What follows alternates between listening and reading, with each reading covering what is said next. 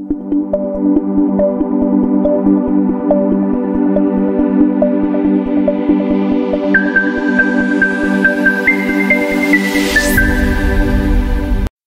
everyone, I am Rashmi Samant and today I will discuss about the topic disorder of sex hormone. The sex hormone plays a key role in reproduction and sexual development. In males, testes secrete the hormone testosterone, and in females, ovaries secrete the hormone estrogen and progesterone. The sex hormone control puberty, reproduction, birth and lactation process. तो जो भी sex hormones होते हैं, चाहे वो testosterone हो, चाहे वो एस्ट्रोजन हो, चाहे वो प्रोजेस्टेरोन हो, अगर उनके सिक्रीशन में किसी भी तरीके की डिफिशियंसी हो जाती है या उनका एक्सेसिव सिक्रीशन होने लगता है, उस वजह से जो डिसऑर्डर्स होते हैं उनको हम बोलते हैं disorder of sex hormones. So now I will discuss about the topic polycystic ovary syndrome. Definition: a hormonal disease affecting the level of sex hormone in female is termed as polycystic ovary syndrome. Polycystic ovary syndrome एक ऐसा hormonal disease होता है जो female में sex hormone को affect करता है. It mainly affect the women of reproductive age and is characterized by irregular and prolonged menstrual periods and excess male hormone androgen level.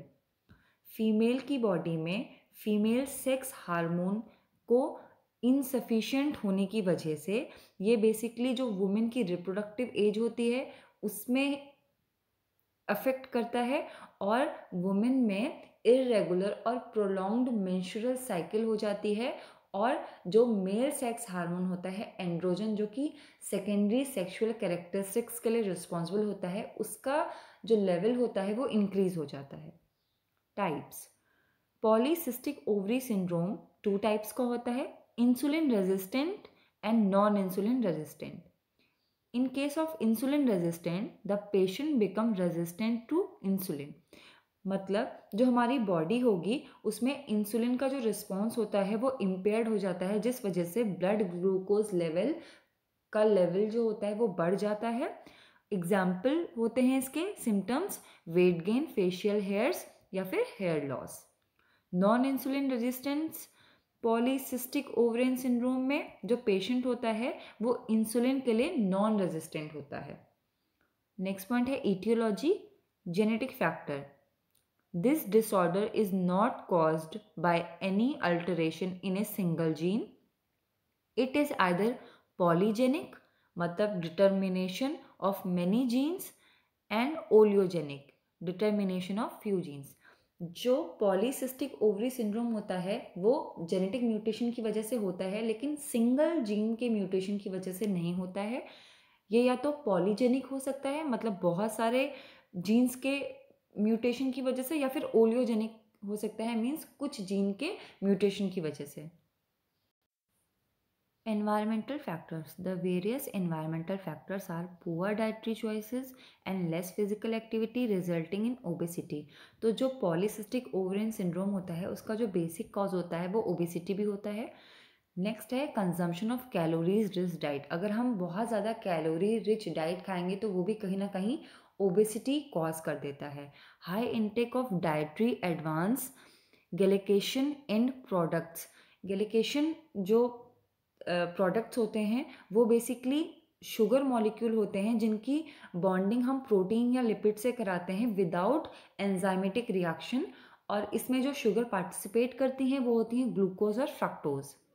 fetal exposure to excess amount of maternal androgen like bisphenol A. इसमें क्या होता है कि जब early stage pregnancy होती है तो unnecessary ही androgen hormone का सिक्रीशन होता रहता है. उस कंडीशन को हम लोग बोलते हैं maternal androgen secretion. Next point है sign and symptoms. Irregular period होता है इसमें. मेंस्ट्रुअल साइकिल के टाइम पे बहुत ज़्यादा हैवी ब्लीडिंग होती है.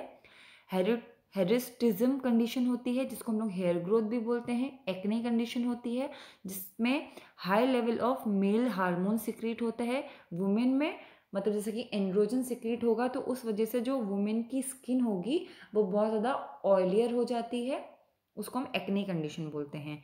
वेट गेन होता है, हेडेक होता है और स्किन डार्कनिंग होती है। पैथोजेनेसिस, जो पॉलीसिस्टिक ओवरी सिंड्रोम होता है वो कॉज होता है दो फैक्टर्स की वजह से।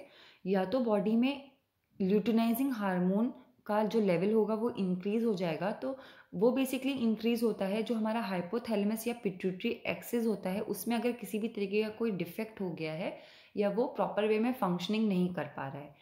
या सेकेंड पॉइंट होता है कि अगर हमारी बॉडी बहुत ही ज़्यादा इंसुलिन रेजिस्टेंट हो जाती है, वो इस रीज़न से होती है क्योंकि इंसुलिन का सिक्रीशन या उसके एक्शन में एबनॉर्मलिटीज़ आ जाती हैं।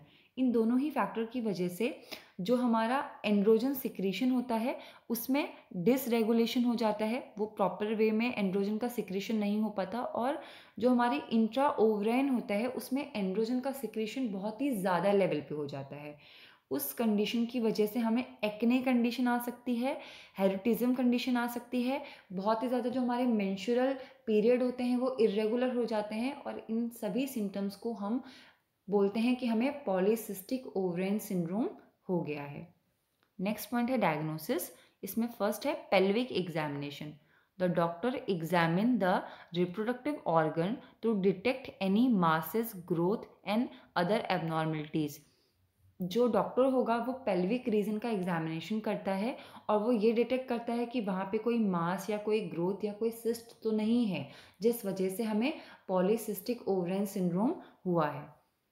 जो लेबोरेटरी टेस्ट होता है उसमें ब्लड टेस्ट किया जाता है। इसमें बहुत सारे हार्मोन का टेस्ट किया जाता है जैसे blood glucose level, lipid levels का, टेस्टोस्टेरोन लेवल का, androgen, prolactin, luteinising hormone, follicular stimulating hormone.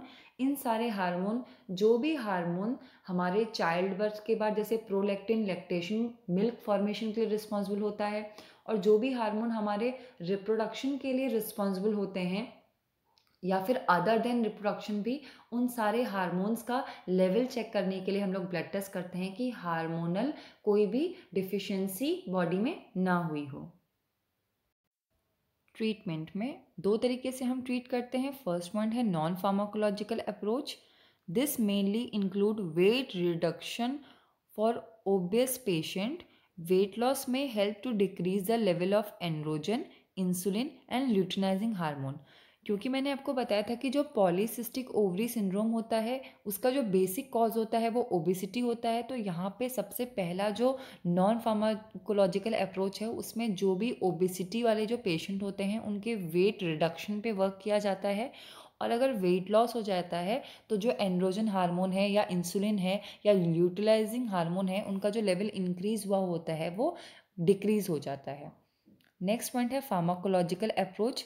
इसमें हम एंटी डायबिटिक ड्रग्स का यूज़ करेंगे क्योंकि अगर हमारा ब्लड ग्लूकोज लेवल इंक्रीज हो जाएगा तो उसके लिए हम लोग मेटफॉर्मिन या थायाजोलिडीन देंगे जो कि फर्टिलिटी में हेल्प करता है, और जो इंसुलिन रेजिस्टेंट हो जाती है बॉडी उस चीज़ को डिक्रीज करता है।